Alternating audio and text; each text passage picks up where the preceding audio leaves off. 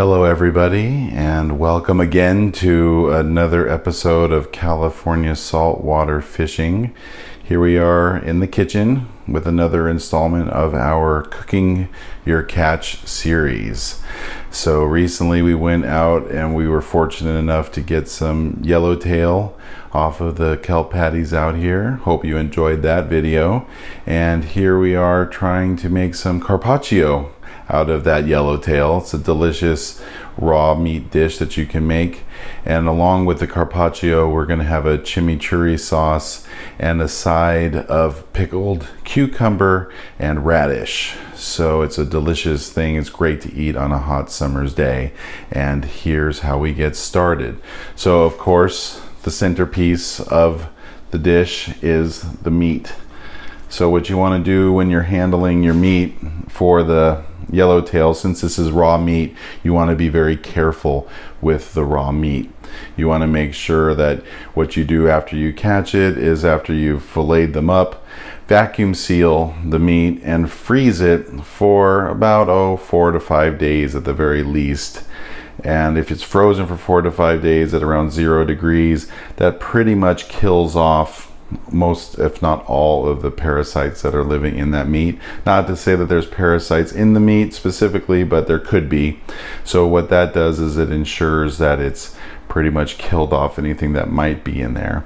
And we know that this is fresh because we caught it ourselves. And also, by quickly freezing it for a little while, it somehow helps the meat to get to the right consistency and the right sort of flavor as well too.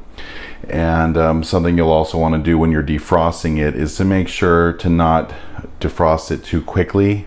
So don't just leave it out on the kitchen countertop, put it in your sink.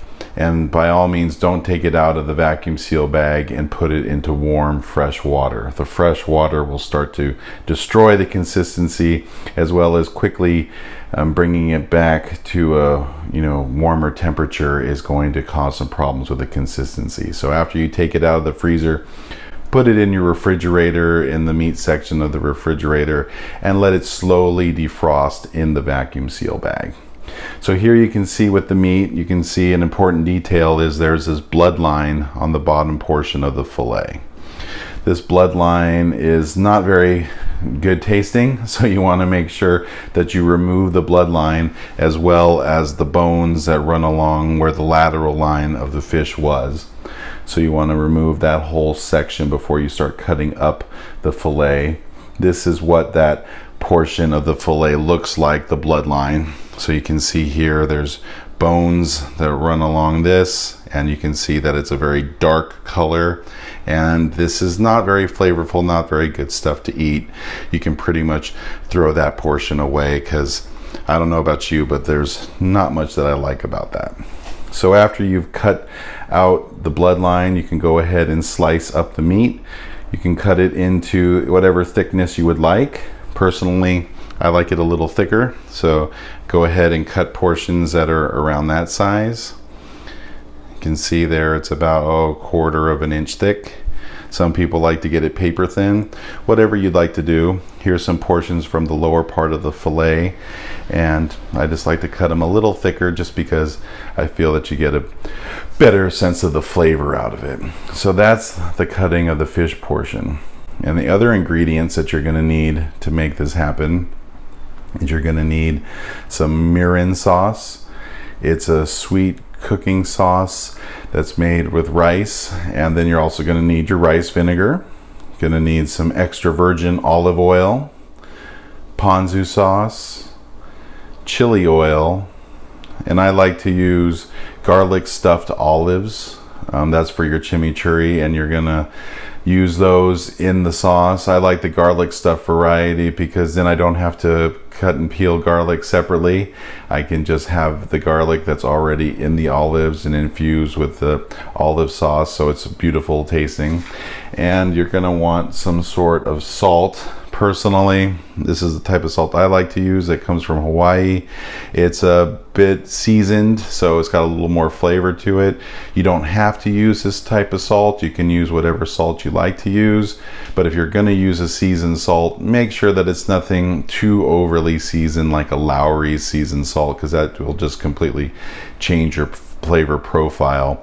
But I like this one. It's got a nice good umami sort of flavoring to it, and you can find it relatively easily. It's not that uncommon.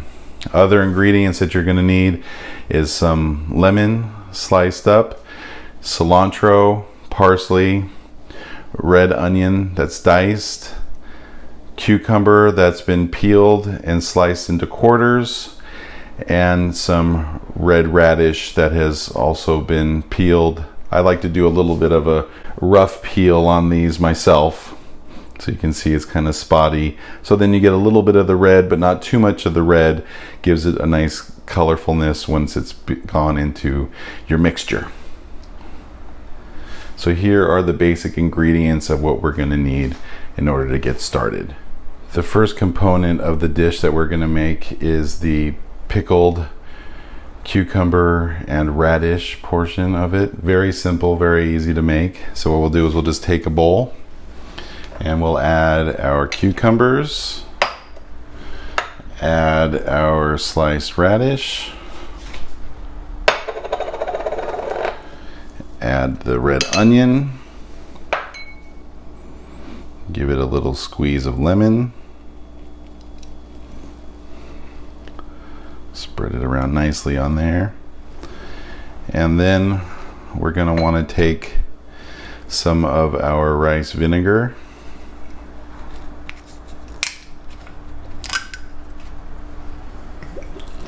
and I pour a generous portion. You know me, I'm not much into measuring things. So what you want to do is about a 2/3 ratio, 2/3 rice vinegar, give it a little more,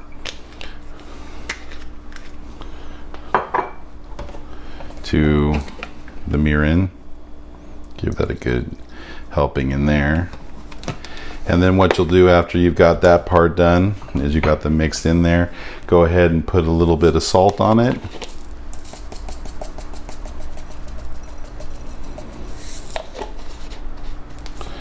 So you see it's looking all yummy in there. And after you've got that salted, you're gonna go ahead, stir it up, cover it with cellophane, put it in the refrigerator for a couple of hours to come together, and then you can come back to it once all the other ingredients are made.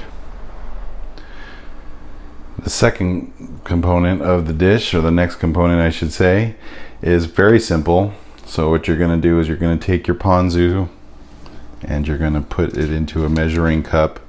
Fill it with about, say a 1/4 of a cup of ponzu for this amount.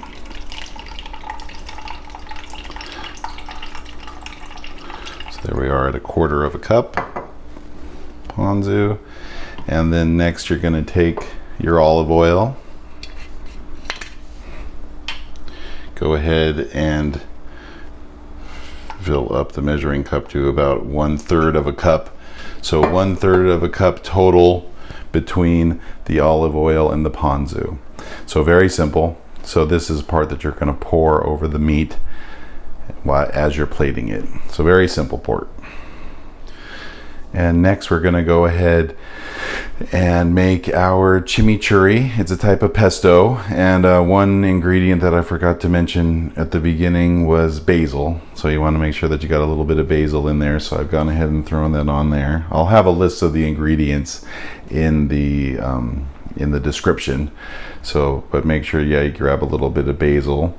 So what you'll do is you'll take a blending cup, a single serve blending cup that you can use on your Ninja or blender or whatever.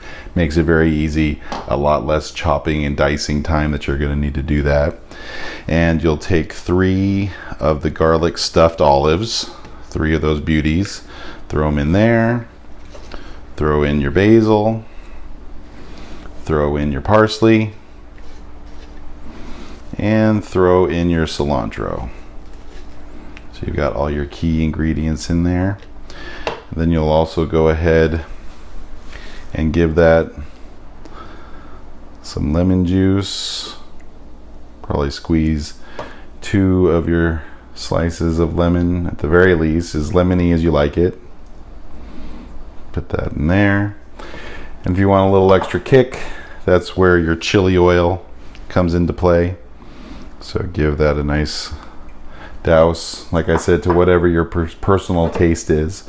And then you're going to want to put some olive oil in there, decent helping.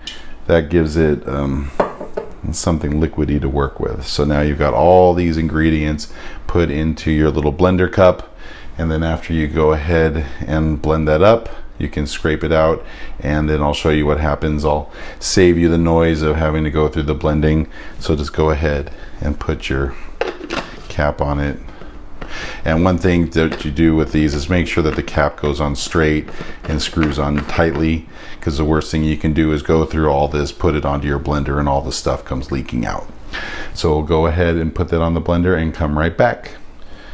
After you've blended up the chimichurri, give it a little taste, see where you're at, see if you want to add a little bit more lemon, if you want to add a little bit more chili oil, or if it needs a little bit of salt. In this case, I'm going to go ahead and just put a little bit of salt in there,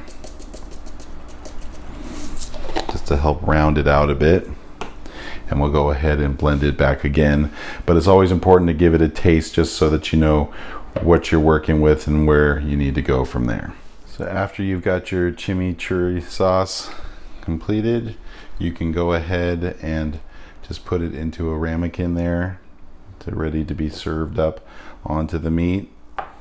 Take a small plate, kind of like this one, and just go ahead and put your meat around the plate in a circular sort of manner, or however you'd like.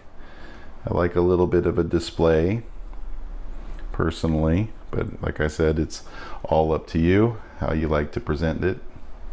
So let's go ahead and put these around.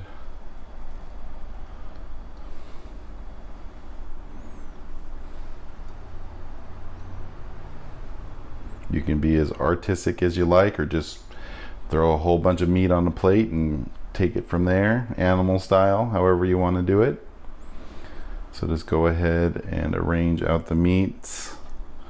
Put some of your smaller cuts out there too, to kind of help fill in some of the gaps.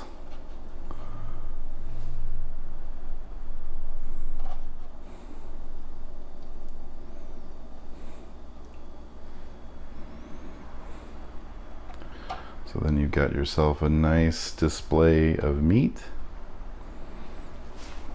And once we've got the meat plated, we will go ahead and take that Ponzu olive oil mixture that we prepared earlier, this guy here, and just go ahead and drizzle it all over the meat,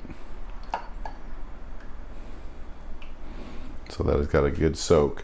One thing with the yellowtail is that it's pretty lean, and something that they do in a lot of sushi restaurants is they do actually brush it with oil. So we've kind of jumped that step and gone ahead and added a bunch of oil to it there to really make it nice and rich. And then in the very center of all of this, go ahead and place your chimichurri.